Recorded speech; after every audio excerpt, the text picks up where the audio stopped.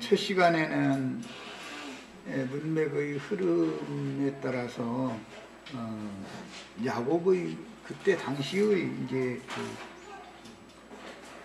그 삶에 대해서 평이한 문구로 이렇게 기록이 되어 있지만 이것은 모두 성경의 구속사에 중점이 맞춰져 있다는 것과 특히 혼인예법과 제사로 드려야 되는 제물, 제사법에 관한 율법이 여기 근거에서 나왔다라는 것을 중점으로 종합적인 말씀을 드렸고, 이제 자료 말씀을 같이 시간 나는 데까지 읽어보겠습니다.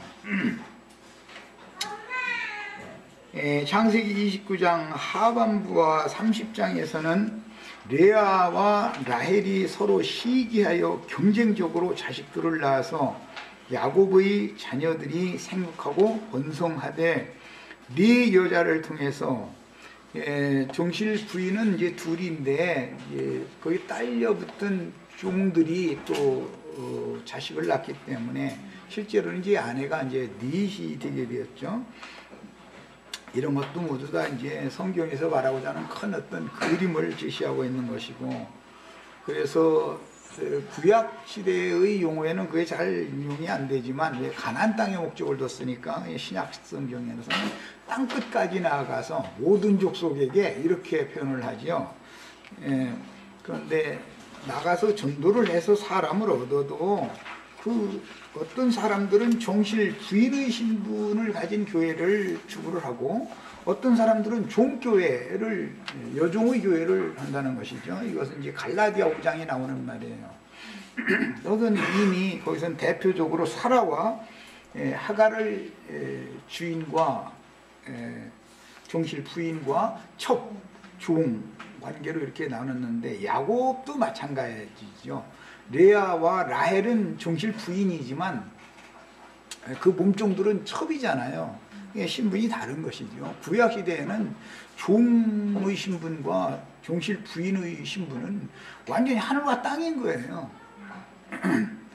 주인의 아들을 낳았다고 해가지고 그 종이 안방에 들어가는 일은 절대로 없죠.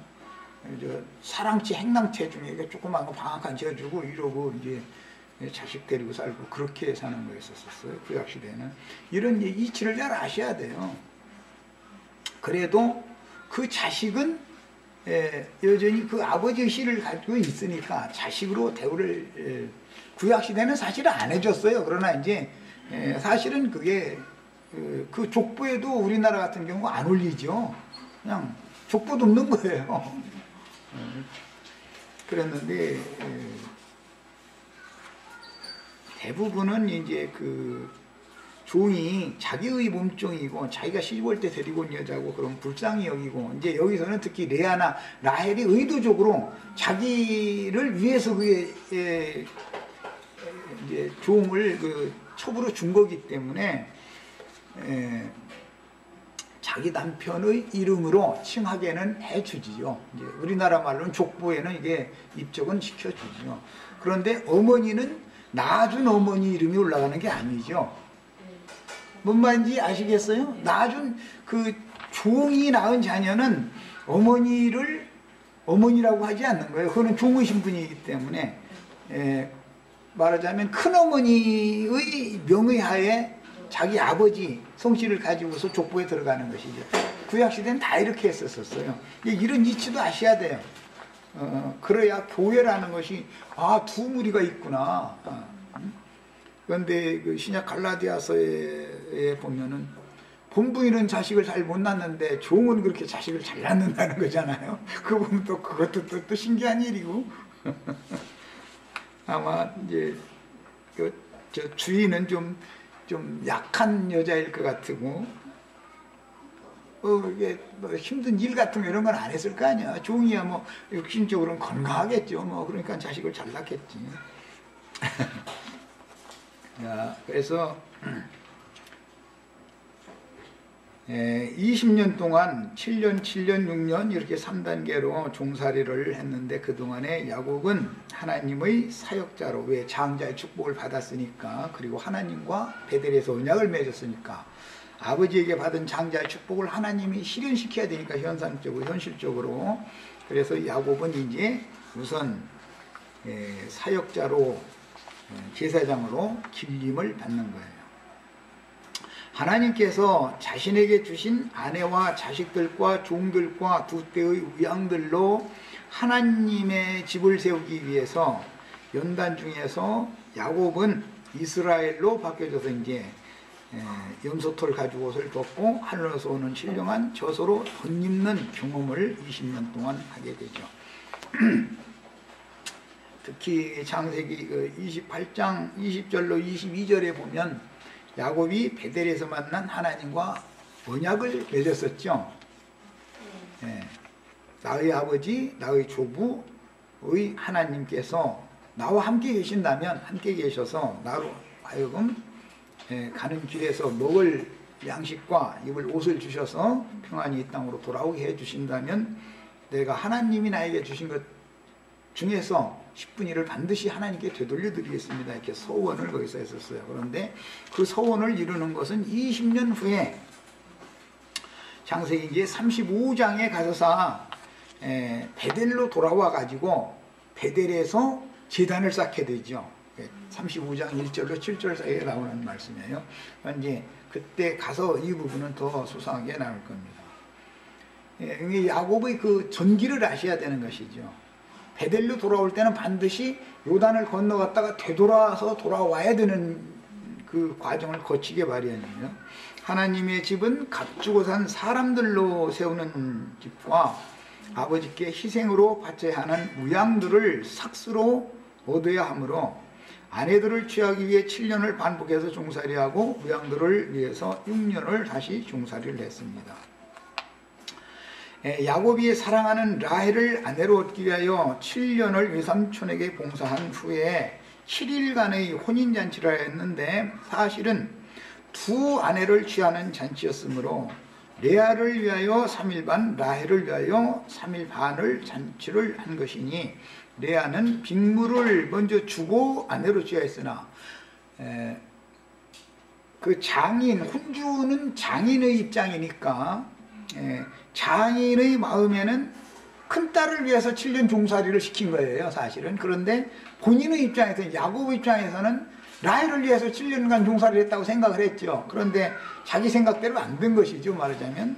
그래서 7년 종살이를 7일 혼인잔치를 한 다음에 7년 종살이를 다시 하게 되는 것이에요. 그러니까 라헬은 빅물을 먼저 주고 아내로 취하는 게 아니라 외상으로 취하는 것이죠, 외상. 야곱이 다말에게 들어갈 때 외상으로 들어갔잖아요, 외상으로. 다만 보증품만 주었죠. 야곱이 아니라 유다가 다말에게 들어갈 때 외상으로 들어간 거예요. 그리고 마찬가지로 라헬은 외상으로 들어간 거예요, 말하자면. 레아는 이미 값이 지불된 것이고 상황이 이제 이랬었어요. 이런 것을 구약 경륜과 신약 경륜을 잘 내가 설명하지 않아도 이게 이런 뜻이구나. 우리 형제 자매님들은 다 우리 주님께서 외상으로 얻은 거예요, 지금. 그러나 이제 실제로는 예수 그리스도의 단번 속죄를 위해서 구약 백성들이든 신약 백성들이든 단번에 모든 제사를 필했다. 이제 신약 성경의 설명을 그렇게 해놨죠. 이제 나는 이해를 시키느라고, 구약 성경을 이해시키느라고. 라헬을 위해서는 앞으로 7년 종살이를 또 해야 되는 것이 남아있다는 걸 이제 말한 거고, 이것은 구약 경륜이 끝난 다음에 신약 경륜으로 이어지니까 그런 이치를 깨달으라고 한 말이에요. 그 다음에 야곱이 사랑하는 라헬을 아내로 얻기 위하여 7년을 외삼촌에게 봉사한 후에 7일간의 혼인잔치라 했는데, 이것은 실제적으로는 또 7일 혼인잔치를 해야 맞는 거잖아요. 그런데 안 했죠. 그냥 유기적으로 밀어놔둔 거예요. 그래서 이 혼인잔치라는 것은 알고 보면 라반의 입장에서는 큰 딸을 위해서만 혼인잔치를 한 것이고 작은 딸을 위해서는 혼인잔치도 못 해준 거예요. 그런데 그냥 혼인잔치 한꺼번에 딸 둘 다 줘버린 것이 7일 사이에 다 줘버린 것이죠, 말하자면. 이제 그때 당시 상황은 그랬었어요. 그래서 이것은 자꾸 이제 반으로 절반으로 나눠 가지고서 이렇게 하게 하는 이제 이런 것이 여기서 근거돼서 나오는 거예요. 예수님이 3년 반 동안 사역을 했지만 다시 한 번의 기회를 이스라엘 백성들이 한 번 더 주지요. 사도들을, 성령이 오셔서 사도들을 보내가지고 너희가 그렇게 고대하던 생명의 주를 죽였지 않냐. 그러나 그것은 너희가 모르고 그런 것이다. 하나님이 의도적으로 이걸 감춰놓고 한 일이다 라는 말이죠. 그러나 이제라도 회개하고 돌이키면 너희도 너희를 위하여 라는 것은 이스라엘 12지파를 위하여 예정하신 예수 그리스도를 또 보내주신다. 이제 사도들이 증거할 땐 그렇게 표현을 했어요. 이 이치를 잘 깨달으셔야 되겠어요. 그 다음에 언니를 위한 7일간의 혼인잔치를 한 것은 라반의 생각이고 야곱의 생각은 라헬을 위해서 7일을 혼인잔치를 했다고 생각했기 때문에 7일을 가지고 나눌 수밖에 없죠. 이제 그래서 3일 반 얘기가 여기에서 나오는 거예요. 모든 게 근거가 있어야 되는 거잖아요. 야곱이 라반의 양들을 위임받다 수고하여 그 보수로 정한 것은 라반의 두 딸들인데 야곱은 라헬을 원했으며 라헬을 위해 7년을 봉사했으나 술수에 등한 라반은 야곱의 노동력을 빅물로 취하기 위해 야곱을 속였으며 야곱은 라헬에 대한 연정 때문에 혼인잔치를 하고 그녀에게 들어간 후에 또 7년을 봉사하고 나서 장인의 양을 6년간 치게 되는데 서술적인 이 문장들은 사람의 말로는 다 표현할 수 없는 하나님의 주권적인 경륜이 여기에 암시되어져 있는 것이다. 참 비밀스럽죠. 어른의 성경이라는 건. 여기에서 라반은 바로와 느부갓네살 왕, 예수님 당시에는 로마의 가이사 케잘이라고 그러죠.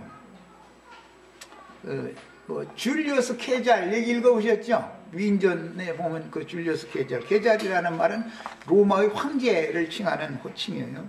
이제 가이사라고 우리나라에서는 번역을 그렇게 했죠. 영문으로는 그게 이제 케잘이에요. 등과 같이 이스라엘을 포로 삼은 세상의 주관자들을 상징하며 라반의 딸들은 세상에서 그리스도의 구속으로 말미암아 영생을 얻은 택하신 백성들을 상징하고 레아와 그 여종은 육적인 이스라엘을 대표하며 라헬과 그 몸종은 영적 이스라엘인 신약교회를 상징하고 6년 동안 양을 친 삭신 두 떼의 우양은 천년기간의 왕국기의 삭스로 받아서 아버지께 바쳐야 할 희생들로서 영세의 백성들과 종들을 상징하는 것입니다. 야곱에게는 3단계에 걸친 그 종살이가 있었다. 그 다음에 야곱이 3단계로 외숙이자 장인의 종으로 수고한 내용은 구약 백성들과 신약의 교회와 오는 천년기간 왕국에서 이루실 하나님의 비밀스러운 경륜적인 구속사를 암시하며 하나님은 반드시 혈통적인 선민들인 12지파의 이스라엘 왕국과 12사도들로 대표되는 신약교회와 주님의 수고에 대한 삭스로 주신 두 때의 우양무리로 대표되는 천년기간의 왕국 경영을 인류 역사에 이루시는 것입니다.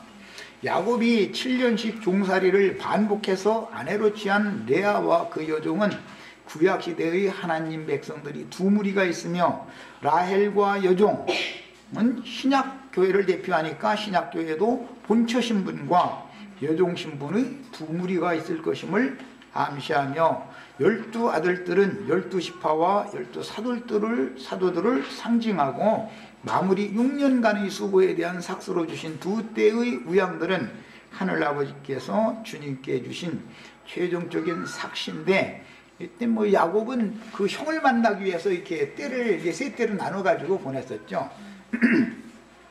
두 때가 차면 우양의 수가 차면 야곱은 외삼촌 집에서 나오게 되죠. 당연히 주님은 예물과 11조로 아버지께 바침으로 성경의 구속사가 완료됩니다.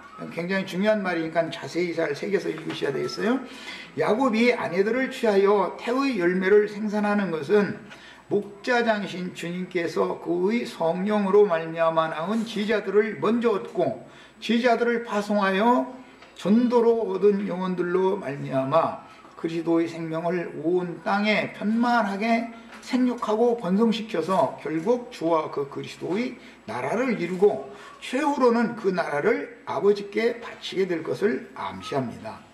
아내들로 말미암아 낳은 자녀들은 우양과 염소 등의 제물로 대속된 구속받은 영혼들로서 야곱이 수고하여 얻은 대가의 실제이니, 결국은 천년왕국 백성들이 하나님 앞에 드려지지 않으면 구약 백성, 신약 백성들이 하나님이 받았다는 증거가 없는 것이죠. 천년왕국은 꼭 있어야 되는 거예요. 그러니까 천년왕국 동안에 상으로 주님께 주신 그들이 하나님께 드려져야만 구약 백성이든 신약 백성이든 하나님이 받았다는 증거품이 되는 것이다 그 말이에요.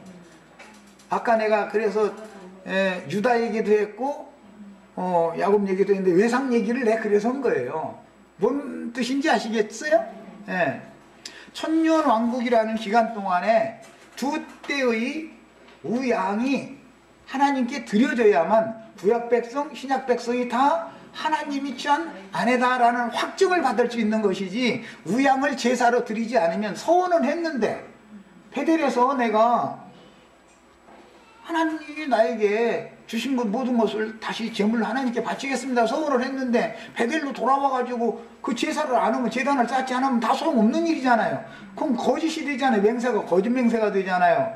그럼 맹세를 확증시키려면 뭐가 필요해요? 두 때의 양머리 6년 동안 그래서 더 양머리를 얻어와야, 우양을 얻어와야 그걸로 그 형하고 화목하게 하는 예물로 해서 바쳐가지고서 화목이 되어진 다음에 그 다음에 베델레 가면은 짐승을 잡아서 제사를 해야만 두 아내가 정식으로 하나님이 허락한 아내라는 것이 확정되지 않냐 이 말이에요.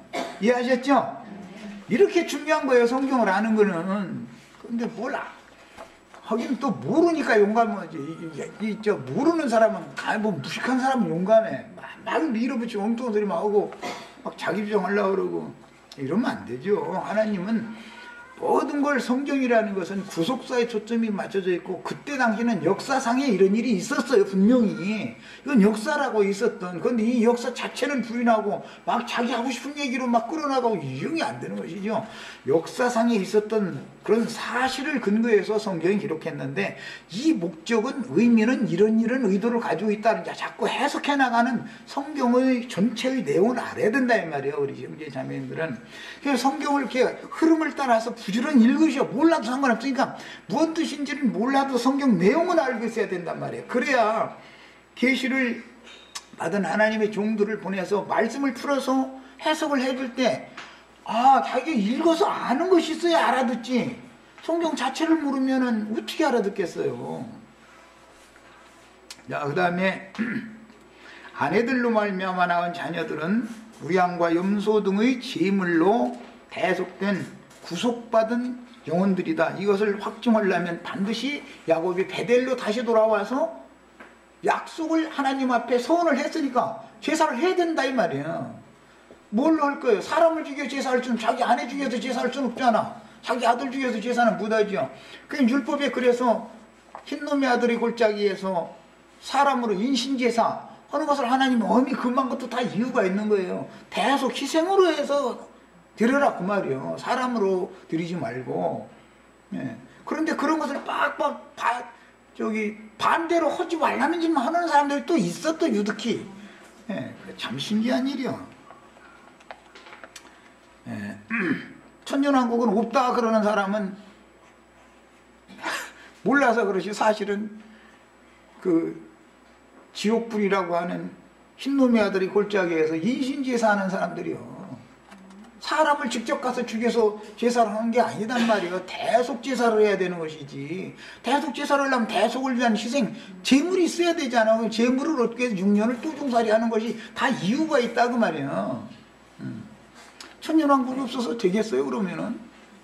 천년왕국에 얻어진 백성들이 하나님 앞에 드려져야, 제물로 드려져야 구약 백성들이든 신약 이방 교회든 다 하나님의 아내로 취했다는 확증이 되는 것이지. 그 예수님이 서원한 거잖아. 그 야곱이 베델에서 서원한 바는 그 예수님이 하나님께 서원해놓고 예수님이 하나님 앞에 뻥쳐버리면 뭐가 되겠어. 자, 그 다음에 양떼의 번식이든 농사여든 곡식이든 이제 가나안 땅에 들어가면 이제 농사를 하니까 거기서 이제 곡식으로도 속죄 제사와 속건 제사를 이제 하게 되죠. 소제 제사라는 것이 추가되게 되는 것이에요. 야곱의 아내들 곧 몸에서 생산된 야곱의 생육이요 번성이니 부활 생명들인 주 예수의 아내인 교회를 통해서 영적 자녀들이 생육하고 번성하는 것은 아브라함, 이삭, 야곱에게 축복하신 약속이 현실로 이루어진 것인데 구속을 이룬 주님은 그 영으로 영이 거듭난 천국 백성들의 충만함이 차기까지 생육하고 번성해야 하는데 반드시 하나님은 때와 기한을 정해 두시고 하나님의 구속사를 역사에 이뤄놓는다. 인류 역사의 주인이 예수님이라는 사실이 믿어져야 되는 것이에요. 이것을 부인하면 아무것도 안 되는 것이죠. 다만 야곱의 아들들은 천국의 아들들로서 천국의 신, 천국의 아들들에 대한 상징이요. 예수님이 씨 뿌리는 비유를 말씀하실 때 천국의 아들들과 악한 자의 아들들 얘기를 하셨었죠. 야곱의 12아들들은 이제는 천국의 아들들이다 이거예요. 야곱의 생명이 온 땅에 번성시켰는데 12아들이 필요하게 됐기 때문에 12아들을 낳은 거예요. 사실은 12아들을 낳게 할 때도 다 하나님의 뜻이 있으니까 낳을 거 아니겠어요. 13명 낳게 하면 한 명 더 많으면 더 좋잖아. 그런데 왜 12명 낳게 만들어? 다 하나님이 생각이 있으니까 어느 가정에 자녀들 몇 명 주는 것도 다 하나님이 계산이 있어서 주시는 거예요. 그러니까 우리 저쪽 세대들은 하나님이 주시면은 괜히 딴 데 죄질 주지 말고 그냥 다 하나 다 옛날 어른들이 뭐라고 말씀하냐면 저 먹을 거 다 타고난다 그래요. 걱정하시지 말고 죄 지면 안 돼요. 우리 살 때는 무식해가지고 참 엉뚱한 짓을 참 많이 했는데 지금은 이렇게 발달한 시대엔 절대 그런 짓을 하면 안 되고. 그 다음에 먼 후일 야곱은 해로 그 아내들은 달로 그 아들들은 별들로 계시되는데 두 때의 우양물이 추수된 곡물 해, 달, 별들에 대한 예언들은 성경의 모든 예표와 상징과 모형과 그림자들의 중심이 되는 항목들이며 혈통적인 이스라엘 왕국 시대와 영적 이스라엘인 교회 시대와 오는 천년 기간의 왕국 시대에 이루어질 하나님의 구속사를 암시하는 항목들입니다. 이런 항목들은 구속자이신 주님과 구속받은 죄인들, 씨와 밭, 하늘과 땅, 남편과 아내, 그리고 그 영과 해를 입은 여자가 낳은 아들들인 그녀의 멸류관들과 그리스도의 신부부 아내와 하나님 나라와 나라의 성취와 상속자와 왕 같은 제사장들과 통치자들과 하나님 나라의 백성들의 그 영원한 왕국을 위한 구속사의 주요 항목들입니다. 창세기 29장 10절 본문에 야곱이 그 외삼촌 라반의 딸과 라헬과 그 외삼촌의 양을 보고 나가서 우물나무에서 돌을 옮기고 외삼촌의 양떼에게 물을 먹이는 말씀부터 이제 시작이 됐는데 이런 것들은 예수님이 이 땅에 오셨을 때 사실은 이스라엘의 이루어진 양들에게 물을 먹이셨죠. 이제 여기서는 라반의 양에게 물을 먹였다. 나머지 세 떼의 그 양들도 양이 있지만 그 양들을 위해서 예수님이 물을 먹이신 것이 아니죠. 예수님이 이제 그 말씀을 요한복음에서 할 때는 내가 주는 물을 마시는 자는 그 배에서 영원토록 목마르지 아니하는 생수의 강물이 넘쳐나리라 하니 이는 저희 받을 성령을 가리켜서 말씀하신 거다 그랬고 아직 그분이 영광을 받으시기 전이었기 때문에 생수의 물이 저희에게 아직 없었었다, 있지 않았다 이랬어요. 그러니까 예수님이 영광을 받으려면 십자가에서 죽고 장사됐다가 부활 승천하셔야 영광을 받으니까 그 다음에나 실제로 생수의 성령이 사람들에게 흘러 들어올 수 있다, 이제 그 말이죠. 그 다음에 29장 11절로 12절 5페이지로 갑니다. 그가 라헬에게 입맞추고 소리내어 울며 그에게 자기가 그 오라비의 생질이요 리브아의 아들됨을 구하였더니 라헬이 달려가서 그 아비에게 구하며 이제 또 아버지가 또 쫓아와서 야곱을 자기 집으로 데리고 가서 한 달 동안 일을 시켜보는 내용으로 이렇게 이어지고 있죠. 여기에서 우리가 알 수 있는 것은 내가 계속 강조해서 말씀드렸지만 어떤 청년에게 어떤 처녀에게 어떤 청년을 중매에서 만나게 하시는 분은 절대 주권자이신 하나님 자신이다.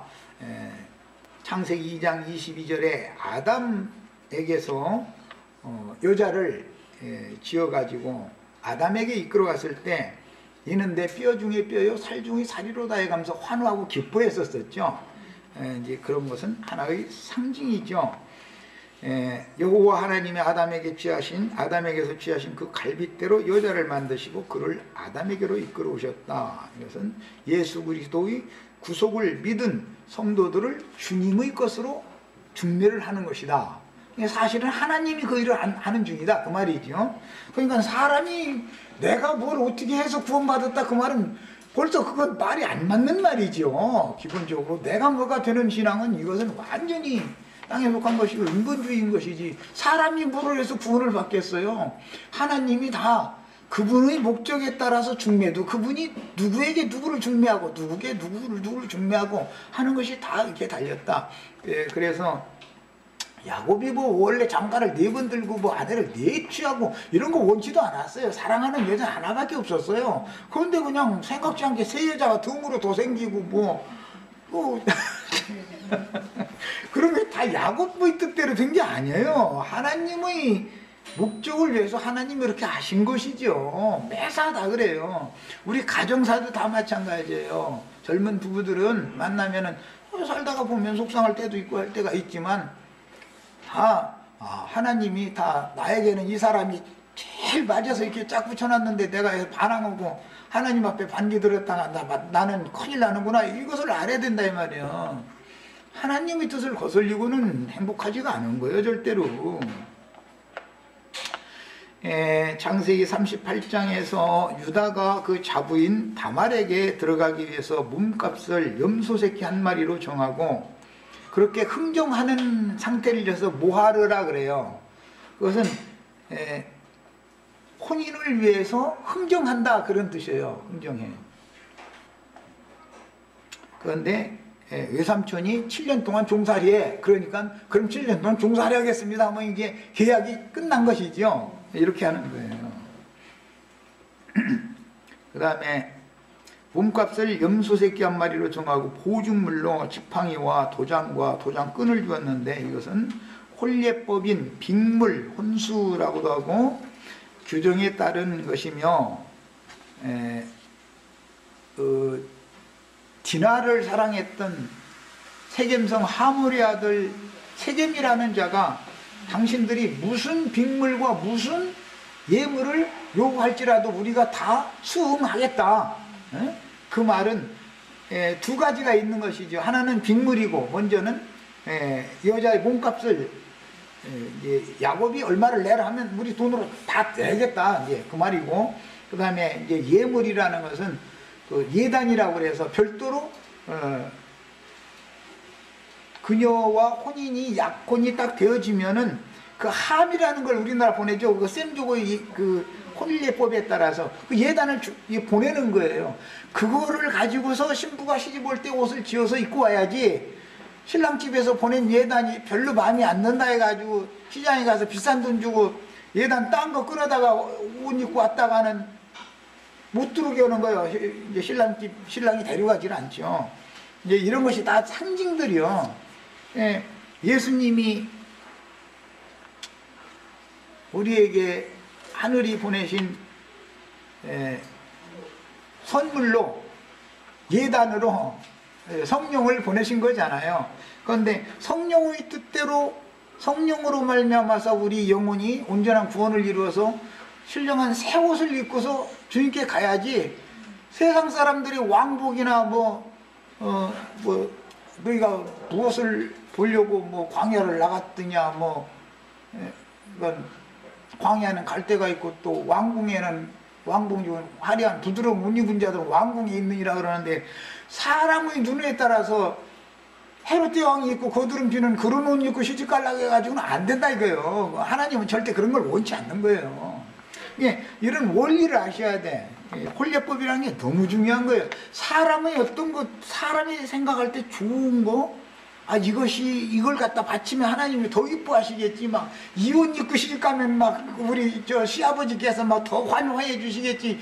이런 생각은 큰일 난단 말이야. 사람이 어떠함을 자꾸 끼어 넣으려고 하면 안 되는 거예요. 여러분하고. 시작도 그분이 하는 것이고 끝도 그분이 맺는 거예요. 다 그분께 모든 것을 이렇게 맡겨야 되는 거예요. 믿음이라는 게 뭐예요? 그분께 모든 걸 의지하고 맡긴다 그런 말인 것이지, 내가 뭘 한다, 내가 뭘 하면 하나님 기뻐하시겠지, 이거는 완전히 자꾸 이 세속교계의 어떤 사람들은 그런 땅에 속한 사람의 생각, 그게 짐승 제사를 드릴 때도 사울왕이 생각할 때는 아말렉이 기르던 짐승 좋은 것 갖다 바치면 막 하나님이 잘 받으실 줄 아는데, 그거 끌고 오는 바람에 왕권을 뺏겨버리잖아. 그거 안 끌고 왔으면 멀쩡히 왕인, 그냥 그거 안 끌고 왔으면 왕이잖아. 그런데 그놈은 그거 끌고 와가지고 괜히 왕위를 뺏겨버리잖아. 이게 뭔 소리겠어요. 아까 그 레아와 라헬 두 딸을 다 야곱에게 주는 얘기가 먼 후일 사울왕이 메랍이라는 큰딸과 미갈이라고 하는 작은 딸 둘 다 다윗에게 주지요. 앞에 뭔 일이 있기 때문에 구약 성경에도 이미 그런 창세기 기초를 알아야 돼. 성경에 그런 일이 있으니까 역사상에 그 일이 또 있는 거예요. 실제로 여기서는 야곱이지만 이스라엘이 바라는 구원자는 다윗이거든요. 역사상에 실현된 사람은 다윗인 거예요. 여기 예수님을 상징하는 사람이니까.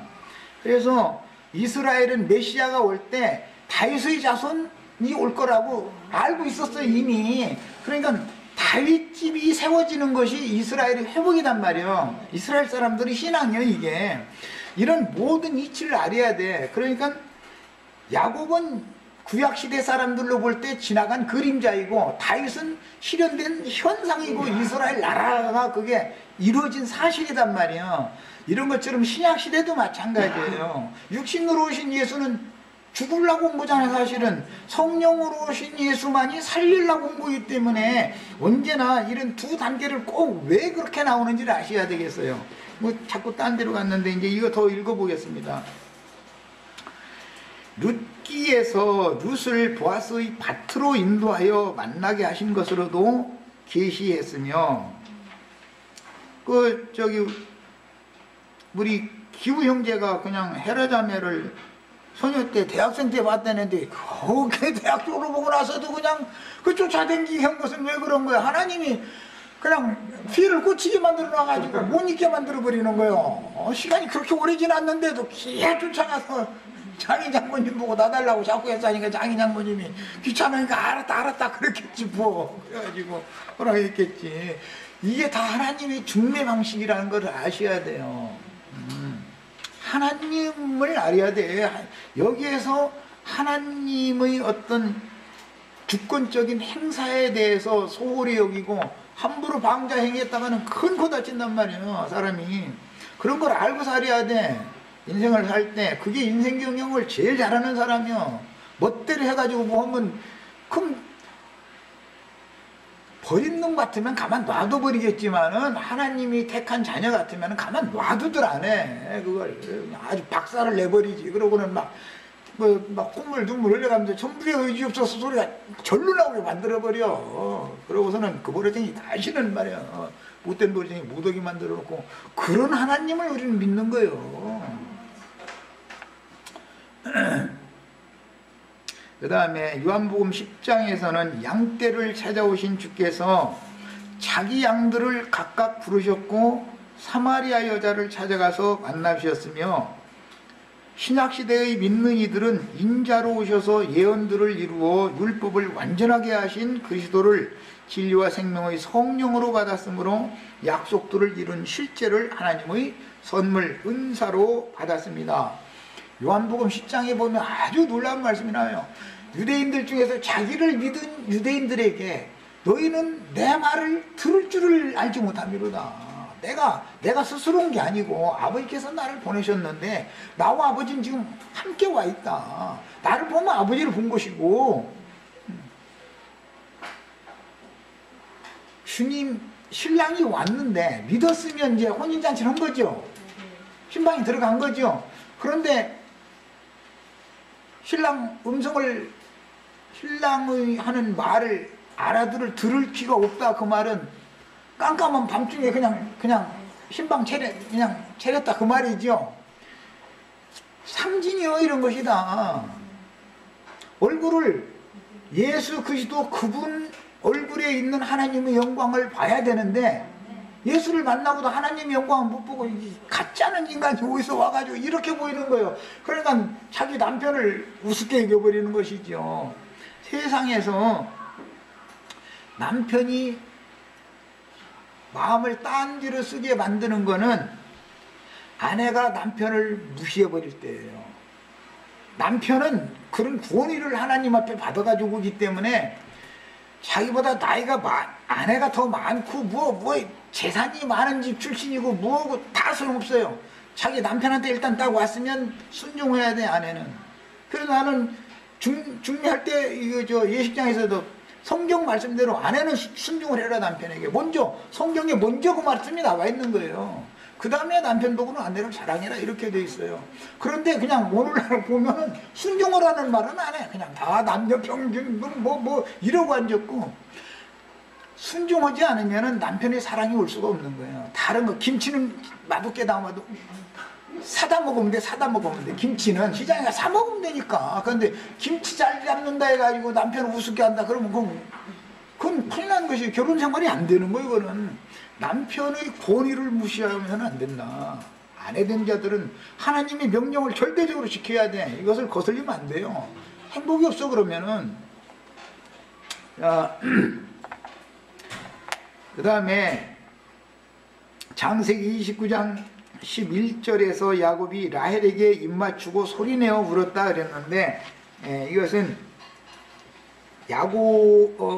아담이 여자를 자기의 중매해 주니까 내 뼈 중에 뼈요 내 살 중에 살이로다 라고 하면서 감격하는 말을 하는 것을 이제 상징하여서 그 첫눈에 휠이 이제 첫눈에 반해 가지고 막 갑자기 만난 처녀한테 가서 뽀뽀한다고 하면 오늘 같으면 그 뭐라 성추행으로 고발 당해버려. 안 그러겠어요? 이게 있을 법이나 하는 얘기예요. 그런데도 성경에는 이제 이렇게 기록이 됐어요. 이것은 뭐냐, 서로 마음과 뜻이 통했으니까 말이 통하는 것이죠. 그런 것을 상징하는 말이죠. 의사소통이 잘 된다 그 말이 있죠. 자, 그 다음에 야곱의 아비 이삭은 그 아비의 늙은 종에 의해서 인도를 받아 바단 아람에서 브엘세바로 이끌린 리브가를 취하여 그 모친의 장막에 들이고 모친 상사 후에 위로를 받았었지만 야곱은 우여곡절 끝에 자신이 여기까지 오게 되었고 그 길에서 함께 하신 하나님께서 직접 중매를 하신 것입니다. 물론 리브가도 하나님이 중매하신 것이죠. 그냥 그 리브가도 물샘에서 아브라함의 종 엘리에셀이 기도한 대로 딱 만나게 해주셨잖아요. 하나님이 그러니까 내 주인의 하나님 여호와께서 나로 순적히 이 여자를 만나게 해주셨습니다. 그러니까 중매는 하나님이 하셨습니다 그 얘기잖아요. 나는 다만 데리고 가겠습니다 그 얘기죠. 그런 것처럼 중매는 다 혼인이라는 건 인생사에서 제일 중요한 약속이잖아요. 그런 것처럼 인생이 마칠 때까지는 혼인이라는 것이 너무너무 중요한 거예요. 혼인을 잘못하면 둘이 다 불행해질 수가 있는 소지가 있는 것이단 말이에요. 혼인이라는 건 너무 중요한 거예요. 남편이 아내를 잘못 만나면 그 일생이 불행한 거예요. 아내가 남편 잘못 만나면 일생이 불행한 거예요. 자기들만 불행한 게 아니라 자기네들이 불행하면 자식들이 불행해진다 이 말이야. 그냥 책임질 수 없는 짓을 그래서 하면 안 되는 것이죠. 이렇게 중요한 거예요 혼인 약속이라는 게. 창세기 29장 11절로 12절은 유대교인들에 의해 멸시받던 사마리아로 여행하신 주님이 행로에 고온하고 목마르셨을 때 우물가에서 목마른 사마리아 여자를 만난 것과 같은데, 이뿐 아니고 또 누구는 주님의 말씀을 들을 줄을 몰라. 주님을 봐도 하나님의 영광이 안 보여.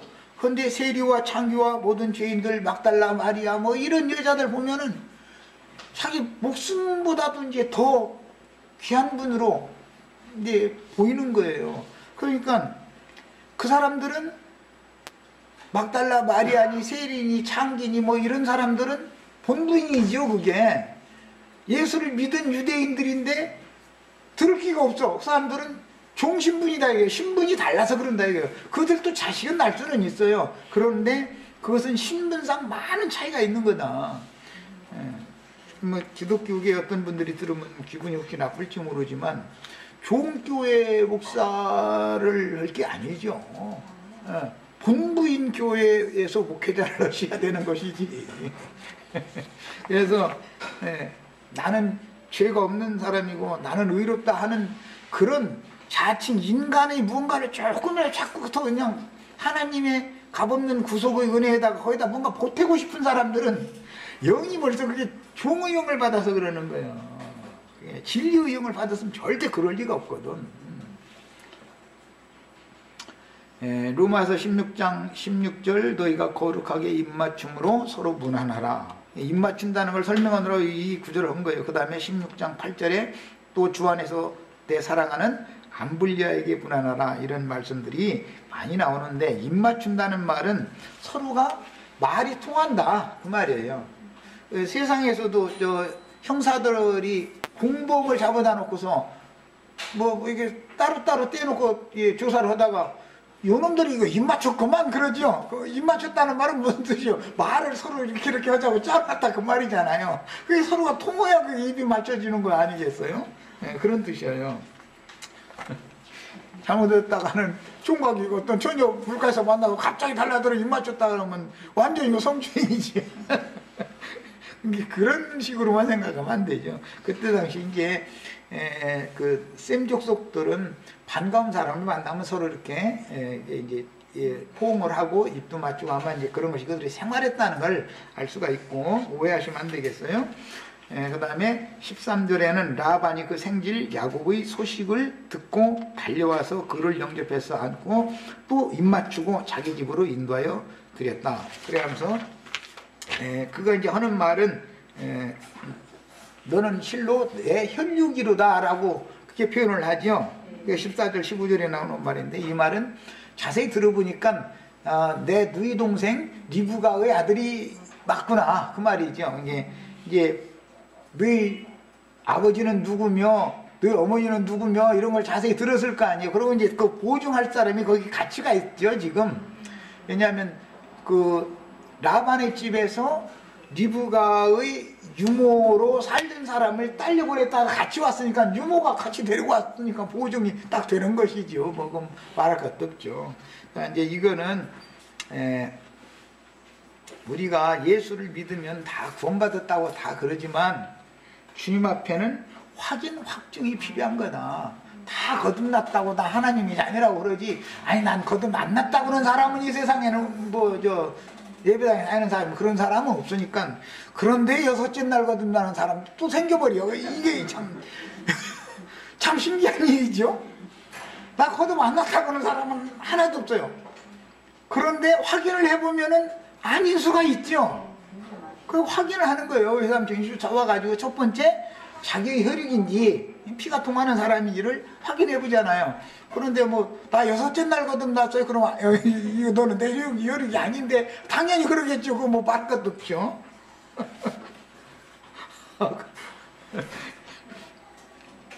자, 훗날 야곱 자손은 극심한 흉년을 피하여 애굽에 내려가서 생육하고 번성하게 되며 애굽 왕 바로는 열지향으로 하나님의 징벌을 당하기까지 하나님의 백성들을 놓아보내려 하지 않는데, 이것은 이제 뒤에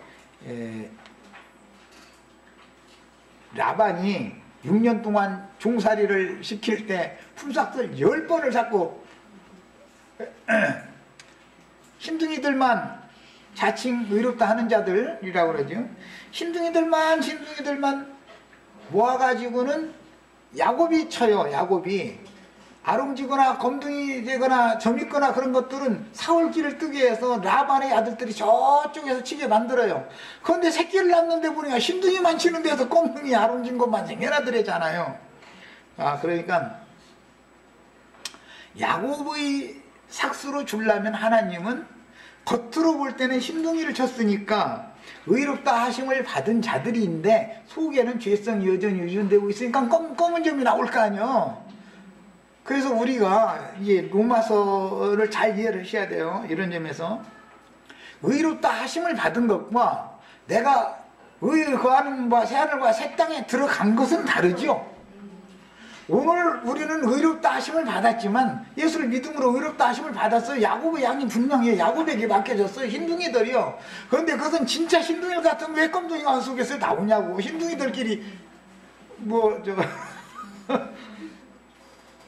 흰둥이들만 쳤는데 검둥이 아롱진 것이 나오니까 그것은 야곱의 품삯이 되더라는 거예요. 그러니까 육신을 입은 동안은 나는 다 됐다 떠들면 안 된다는 거예요. 자, 여기까지 해서 말씀 마칩니다.